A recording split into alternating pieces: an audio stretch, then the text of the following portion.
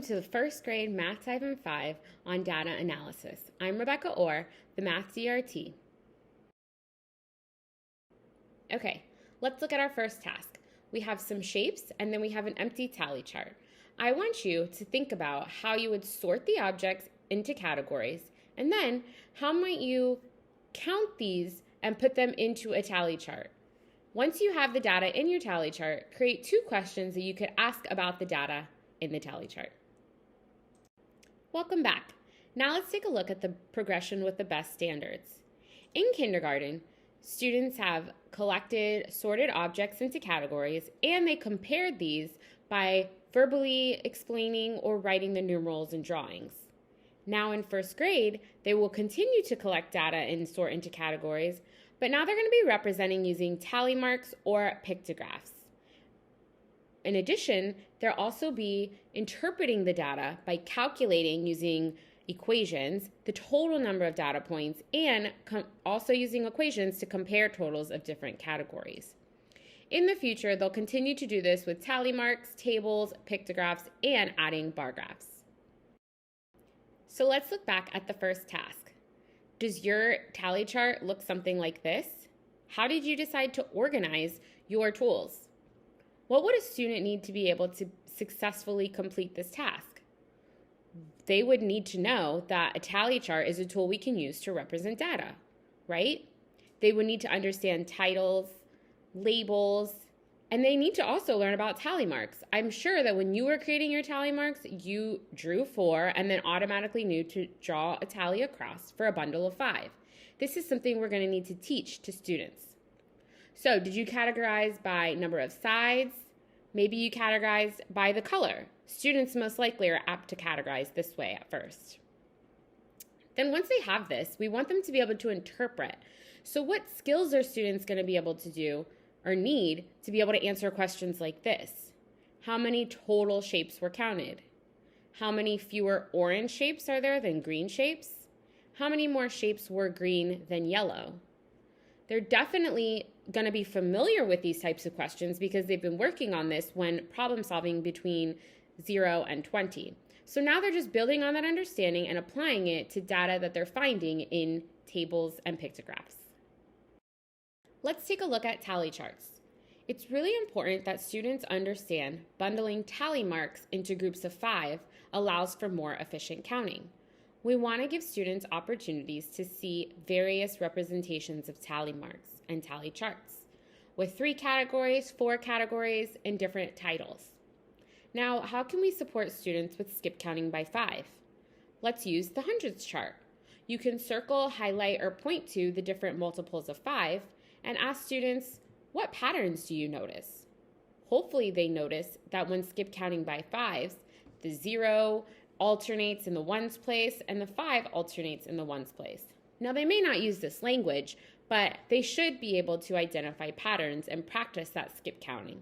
5, 10, 15, 20.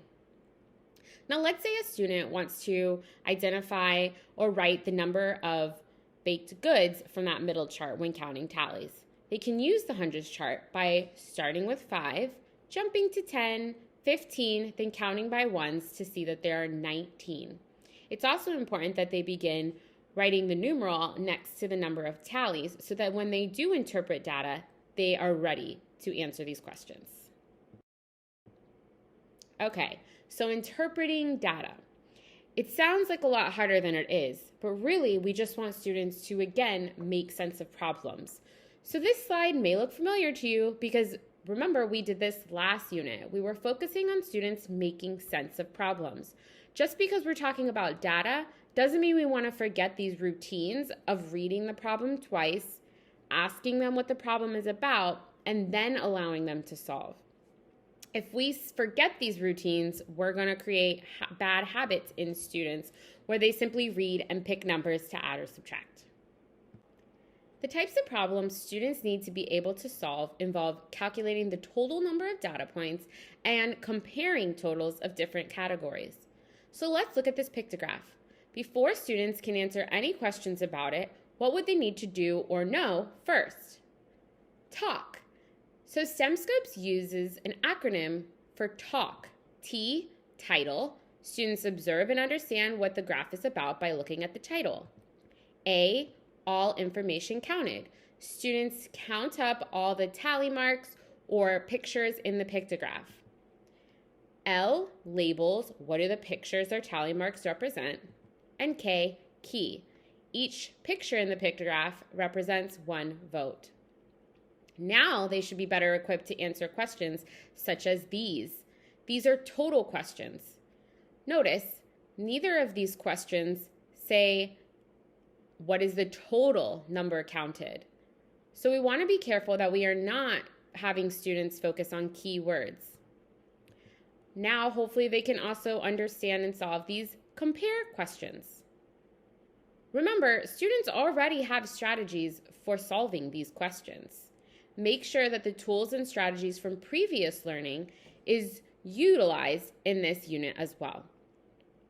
If students didn't solidify that learning in previous units, now is the time to continue building their understanding of strategies of problem solving within 20. So one misconception is that students may not understand that regardless of the direction data is organized, the data can still be interpreted the same way. If you see this, make sure that students compare the same tally chart or pictograph organized both horizontally and vertically. Just simply turn the tally chart or the pictograph to show that the data doesn't change. Another misconception, students may not recognize that when using tally marks, they make a slash through 4 tally marks to represent a bundle of 5 tally marks. When you see this, have students build tallies with concrete tools. Notice here are 4 5 pencils, and then we use the 5th pencil to cross over and make a bundle of 5 tallies. As doing this with concrete tools, also make sure that students represent this with written tally marks and a written numeral. Continue adding, okay, show me number 6 with tally marks. 7, 8, what about 10 tally marks? Have them continue to build with the concrete tools and represent with written tallies and written numerals. Okay, hopefully now you feel better equipped to help students in building their understanding of tally charts, pictographs, and interpreting data. And just remember, although the abstract thinking is using equations when interpreting data, we still might have students who need to go back to the concrete or representational models when solving problems. We'll see you on the next Math Dive in 5.